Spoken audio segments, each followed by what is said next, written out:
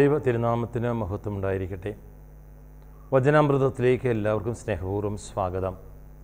കർത്താവിലേറ്റവും പ്രിയമുള്ളവരെ, വലിയ നോയമ്പിൻ്റെ 4-ാമത്തെ ആഴ്ചയിലേക്ക് നാം കടന്നു വന്നിരിക്കുന്നു. കഴിഞ്ഞ 3 ആഴ്ചകളിൽ സഭ നമ്മുടെ മുൻപിൽ അവതരിപ്പിച്ചത് ഒന്നാമത് കാനായിലെ വിവാഹമാണ്. അതിലൂടെ സഭ പറഞ്ഞു നോയമ്പുകാലം മുഴുവനും യേശു നമ്മളോട് എന്തൊക്കെ പറയുന്നുവോ അതൊക്കെ പ്രവർത്തിക്കുവാനായിട്ട് നമ്മൾ ബാധ്യസ്ഥരാണ്.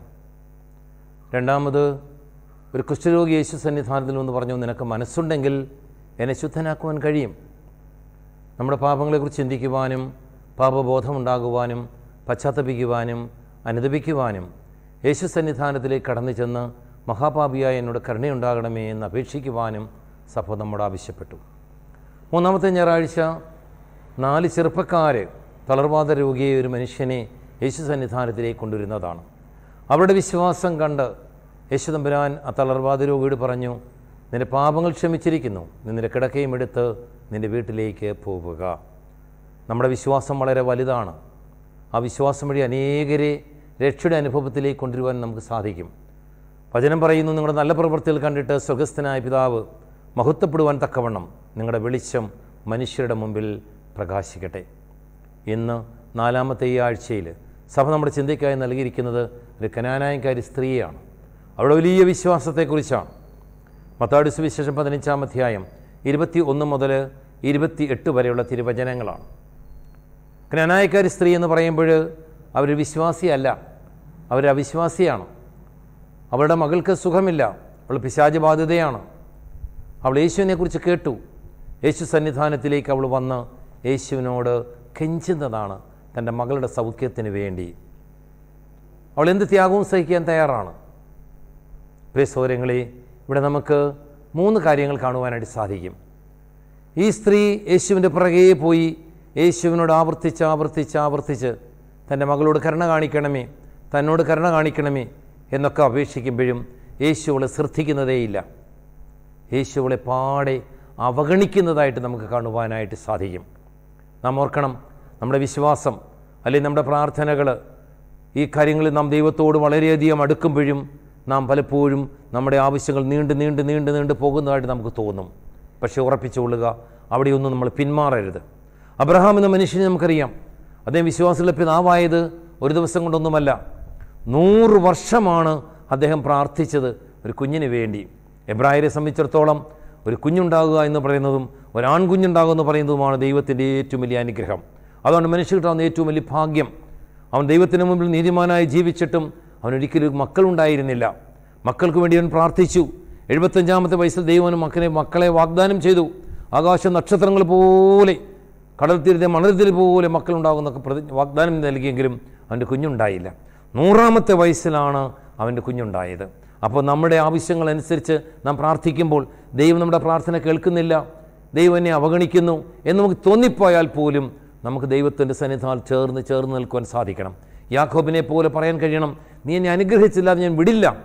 അവൻ്റെ പുറകെ കൂടുവാൻ സാധിക്കണം. ഈ കനാനായക്കാരി സ്ത്രീ തങ്ങളുടെ മകളുടെ ആവശ്യമായി യേശുവിൻ്റെ പുറകെ കൂടിയിരിക്കുകയാണ്. യേശുവളെ പാടെ അവഗണിച്ചു. ശിഷ്യന്മാർ പറഞ്ഞിട്ടും കർത്താവോട് പറഞ്ഞു, ഇസ്രായേൽ മക്കളുടെ അടുക്കിലേക്ക് മാത്രമാണ് ഞാൻ നയിക്കപ്പെട്ടിരിക്കുന്നത്. അവളെ ഒന്ന് കാണാൻ, അവളെ ഒന്ന് കേൾക്കാൻ, അവളുടെ അടുക്കിലേക്കൊന്ന് ചെല്ലാൻ, അവളുടെ ആവശ്യങ്ങൾ മനസ്സിലാക്കാൻ, അവളെ ഒന്ന് സഹായിക്കാൻ കർത്താവ് തയ്യാറായില്ല. പക്ഷേ അവൾ നിരാശപ്പെട്ടില്ല. അവൾ പുറകെ കൂടി.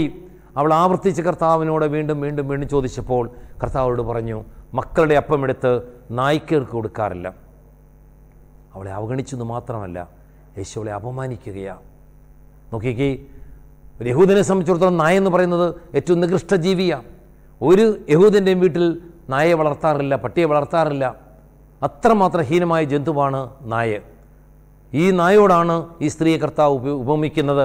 യഹൂദൻ അത്രമാത്രം അർപ്പം വെറുപ്പമുള്ള ഒരു ജന്തു, അപ്പോൾ അത്രമാത്രം പുറന്തള്ളപ്പെടേണ്ട ഒരു ജന്തു. അങ്ങനെയാണ് സ്ത്രീ അപമാനിക്കുന്നത്. പക്ഷെ അവൾ വിട്ടുകൊടുക്കാൻ തയ്യാറായില്ല.